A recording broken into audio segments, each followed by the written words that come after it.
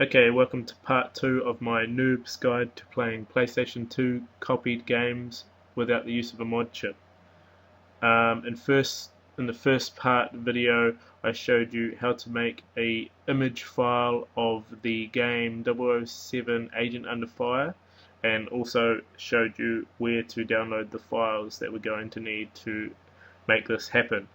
So in this video I'll show you how to patch the image file that you have just created and get into installing the exploit.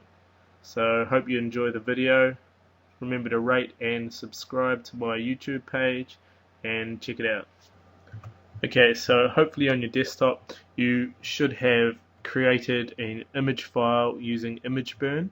I've actually created one on a partition in my hard drive, but it can be anywhere as long as you know where it is. Now this is the file we're after, and what we're going to do now is we're going to open up Apache. Now Apache has popped up, and the first thing we want to do is this is where we're going to patch the game. So first thing we do is click up here on File and open ISO.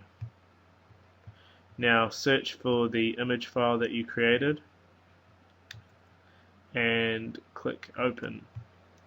Now you're not going to see these files here. You're going to see something different.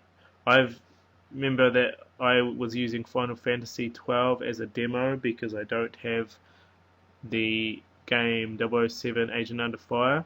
So hopefully you see about 4 or 5 different items down here, and one of them will say driving.elf, and that's the one we're after. So let's say hypothetically that this here is our driving.elf file that you can see. So I'll get you to select your driving.elf file, and what we're going to do is go up to ISO tools and change TOC for selected file. So we're going to change the TOC of our driving.elf file.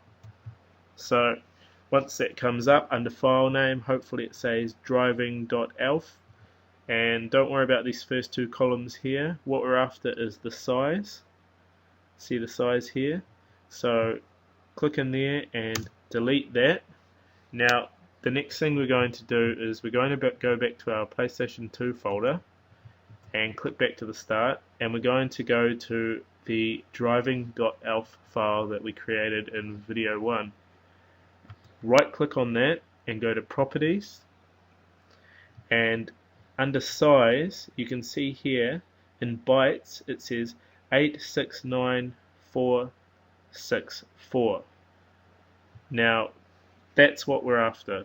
So we want to put in size over here, we're going to put that number without the decimal point. So we're going to go 869464. Now once you've got that that number put in there, you're going to click on update. Okay, so now your driving.elf file is updated. The TOC value has changed for it, remembering that I'm only using this as an example. We're going to next click up here and click on update selected file. Now what we're going to do in here is we're going to look for the driving.elf file that we created in our PlayStation 2 folder, and that's this file here. So this is what we're after over here. So navigate your way through and search for that. Should be in desktop, PlayStation 2. Okay, now select driving.elf file. It should be under uLaunch.elf. It should be here, but the reason we can't see it is because I'm using Final Fantasy as just a dummy game as a guide, just to show you. So you will see it in your screen. So select it, click open, then it's going to pop up and say selected file has been replaced in a little pop-up box here. So now we can quit out of Apache, and what we need to do now is go down to a link in my show notes, and we're going to download the Memento software. So it's a dispatching software. So download that and unzip it into this Memento folder that we created in video 1, the empty folder, and it will look like this once you've done that. So go ahead and open up Memento Dispatcher. Now what we do is click on Patch ISO Image, and we look for our 007 Agent Under Fire image file that we created with image burn. So again, hypothetically, I'm going to use my Final Fantasy to show you, but I've renamed it Agent Under Fire just to help with the video. Click open, and it says image patched.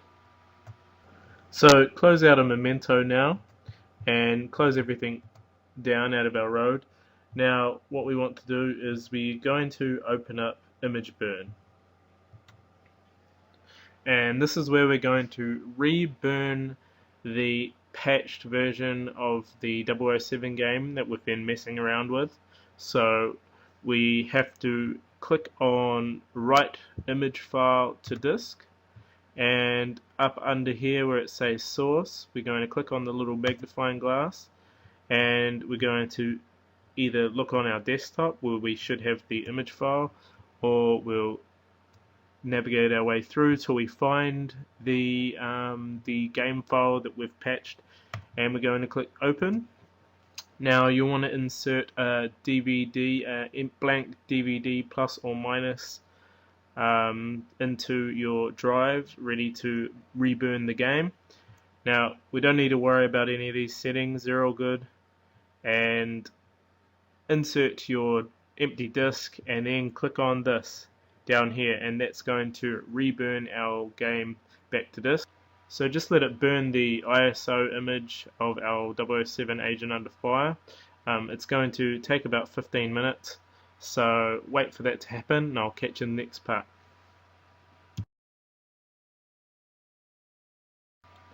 Okay, so hopefully the image file that you have burnt has burnt successfully. In the next video we will move over to the PlayStation now, and this is where we're going to put our original copy of 007 Agent Under Fire in. Now the downside to what we're going to do next is we have to play through the first stage till level 2 before we can do anything. So just letting you know, just to give you a heads up on that. And I'll catch you in the next video in part 3 of my noobs guide to being able to play copied PlayStation 2 games. So thanks for watching. Don't forget to subscribe to my videos, and I'll catch you in part 3.